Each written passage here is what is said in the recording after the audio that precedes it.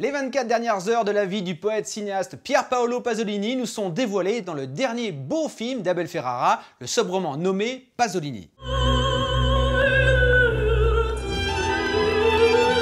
L'histoire est désormais connue, alors en pleine post-production de son ultime chef-d'œuvre Salo ou les 120 journées de Sodome, l'artiste fut retrouvé mort sur la plage d'Ostie, apparemment tué par un amant de passage. Derrière le fait divers sordide, Ferrara nous donne à voir non pas la chronologie des faits qui amènera à l'inexorable tragédie, mais plutôt un portrait d'un homme en colère combattant jusqu'au bout un système de pensée matérialiste qui avait commencé depuis les années 50 à gangréner le cerveau des masses populaires. I make films.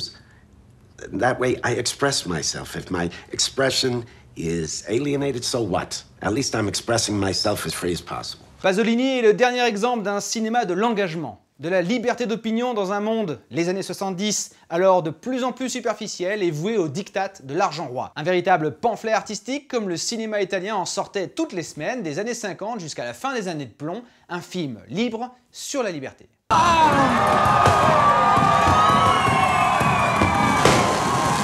Et pour bien faire les choses, l'éditeur LCJ sort au même moment et pour la première fois en DVD une œuvre invisible depuis plus de 30 ans du cinéaste Pasolini, Porcherie. Deux histoires bestiales, grotesques et dérangeantes sur le rapport de l'homme à la viande.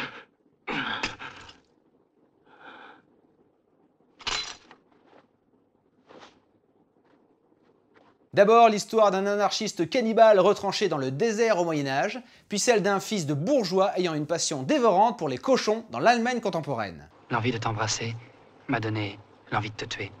Tralala!